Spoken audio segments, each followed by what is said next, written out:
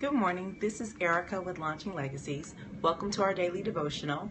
Today we are going to talk about the reluctant servant. Well, when you look at that in the context of the scripture, there actually were a lot of reluctant servants, but today we're going to look at Moses in particular. We're going to start a mini study on Moses and the life of Moses. Particularly, what we're trying to do is make a connection between Moses and his life and the life of many believers today. So, to study Moses, we have to be in the book of Exodus, and particularly starting with Exodus 1. Now, I'll give you a little background of what's happened before Exodus. So, Exodus is the second book of the Old Testament, right? And what's happened just before Exodus begins, is that Joseph, who has the colorful coat, has come into Egypt. He's become really well known, and he brings his whole family with him, and now generations have passed, and in the beginning of Exodus we find out that the pharaohs, many kingdoms have passed, so now the pharaohs have forgotten about Joseph and the work that he did to save Egypt from famine, and all of the blessings that they promised to Joseph and his family. That's kind of been forgotten. So, not kind of, but has been forgotten. And what's happening is, at the time of Moses' death, is he's born into oppression. And so this is a really interesting dynamic, because as we think of Moses as a reluctant servant, which definitely he is, he starts as a reluctant servant, we see this unique dynamic of oppression at his birth. And it wasn't mild oppression. There was a edict that went out from the Pharaoh, and the Pharaoh said, basically, I want you to kill every boy child that's born to these Hebrew slaves. And the reason why, so now the Hebrews are enslaved. So let's say that really quickly. So Joseph and his family came. They were Hebrews. They multiplied. Their work, the work that Joseph had done, had been forgotten. And because there were so many Hebrews, the Egyptians made them slaves. And so they were slaves in this land of Egypt, and they were, said to work the land, but they were still growing so fast that the Pharaoh said, again, the edict came, we have to kill every boy child that's born, because when you cut off the seed, you cut off the ability, to continue to procreate. So they cut off the seed, which is in the man, right? The man has the seed. And so they decided, that's what's going to happen. We're going to cut off the seed, and then they're not going to be able to procreate. So we call this what? We call this genocide, right? So Moses was born at a time where there were genocide of his people. He was born at a time where there was slavery and oppression of his people. And so he was not really born at the most ideal time. You would think, oh, no, if I'm going to serve God, then I need to be born in the right place at the right time to do the right work. And that's absolutely not the truth, right? There are people who are born into horrible conditions, and definitely Moses is one of them. Born at a time in which his people were hated, his people were persecuted, they were enslaved, and they were murdered.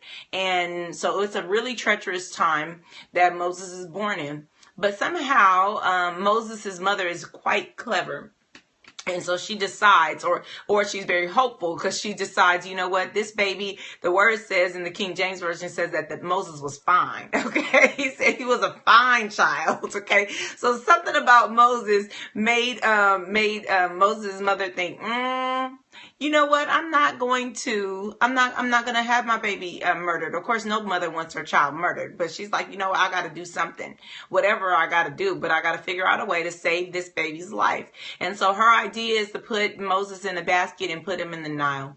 And so she does that. And she asked Moses' sister, Miriam, to watch the basket as it's in the Nile, to see what happens of it. What is the fate of this child, basically, because she knows she can't keep the child.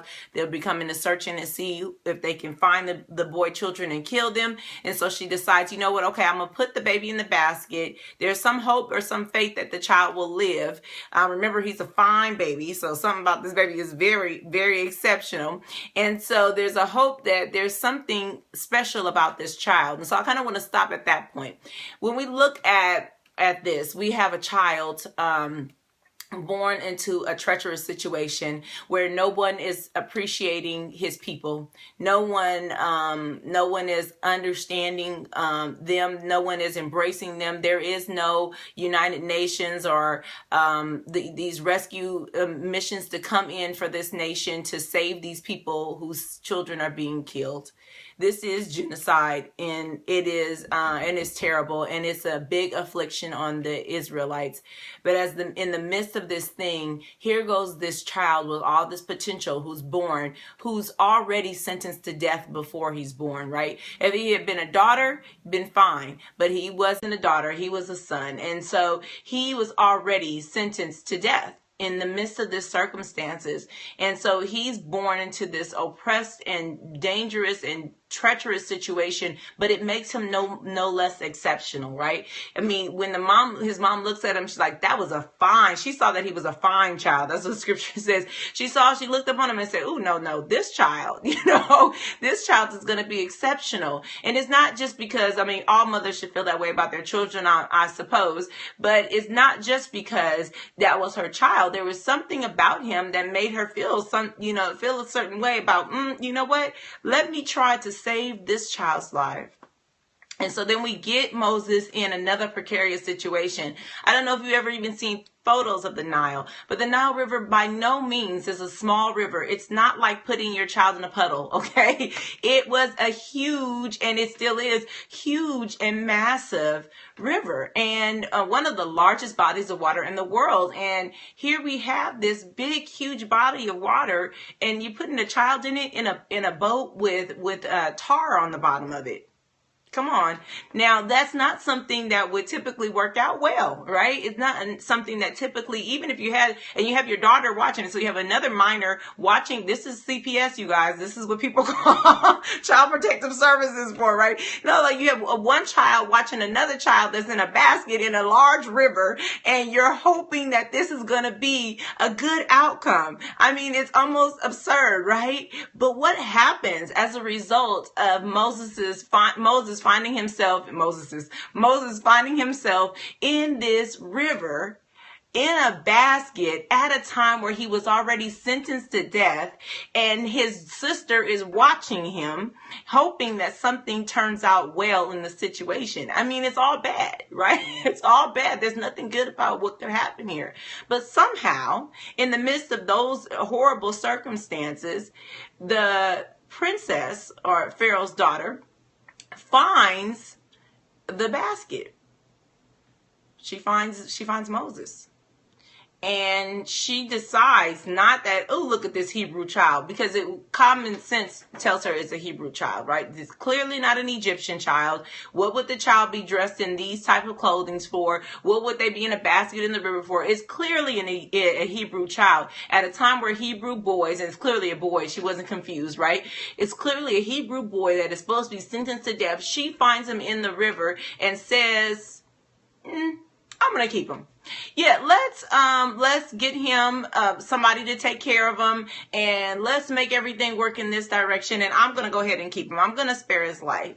Again, not likely circumstances. We got a CPS situation going on, right? Child Protective Services, where the child has been abandoned on the river, right? His sister's watching. It's a bad situation. And all of a sudden, here this princess rescues this little boy out of this river where there were alligators and all other types of hippos and all other types of animals that could have eaten the child. They didn't. Instead, she finds him and rescues him.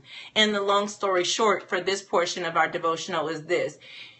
Moses' mother becomes the child's nurse because Miriam, who's Moses' sister, stands up and says, I know someone who can nurse the baby. Well, of course you do, because it's your mother. So she brings her mother. Her mother becomes the child's nurse.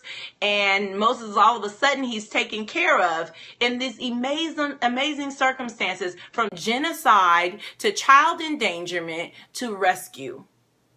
But yet we call Moses definitely is a reluctant servant. He's not sure about this. And so what's about to unfold in the life of Moses is quite interesting, but no less amazing than what happened in his early life. He definitely goes into Pharaoh's palace, and he definitely is raised by this princess. But what happens next is quite interesting. I want you to think about this, though. The application of this part of this devotional is this: where are you from? Where were you raised? What were the circumstances of your birth? What were the circumstances of your family dynamics? What were the circumstances of your early life? And what are the implications of those in reflection to this life of Moses? Perhaps your situation was worse than Moses. You're like, yeah, I was born in a genocidal situation, and they wanted, death was my promise before I was born, or my mother tried to abort me and I didn't even know if I was going to be able to live, and somehow it worked out. I don't know what the circumstances are, but I know that those circumstances are common circumstances for people. And so I want you to think about that. If God is calling you to serve, and you were born in circumstances that were just this dastardly, just this horrible, maybe y'all had some CPS type of situations going on, child endangerment was a part of your childhood. And I'm not laughing to make it light, but I'm saying sometimes this is the reality of our lives. What next then? Right? What next then? What about those dynamics and those circumstances can give you encouragement? What about those places where you were born, where it really seemed like you should not have made it, seem like an encouragement to you? Because that's what the intention of Moses' story here is in this devotional, is to see his life for what it was and to find encouragement, and what he's about to do is about to be amazing. And as we unfold the life of Moses, I want you to unfold your life before the Lord, before yourself, before your memory, and think about where you were born, in what circumstances, in what conditions, and how hard or how easy your life has been early on, even before age 5. We're at Moses before age 5 right now. This man had a difficult life before he was even 5 years old. And that could be you too. And if it is, what are you thinking is keeping you from moving forward that happened early in your life? And how can you think about it again? We're going to continue our devotional tomorrow. We're going to talk about what happens next in the life of Moses. But as we think about that, and as we do that, I want you to consider this. In the worst of circumstances, Moses becomes one of the forefathers of faith. Really. It's amazing the things that God says about Moses. Really. And that's something that maybe God is wanting to say about you. So be encouraged. I'll be praying for you. I hope you're praying for me. I'll see you tomorrow as we continue this conversation. Remember, your homework is to think back on your life, on the circumstances of your birth, of the circumstances of your situation, and come into an understanding of how you might be in some similar place as Moses. Until tomorrow, have a wonderful day and be blessed.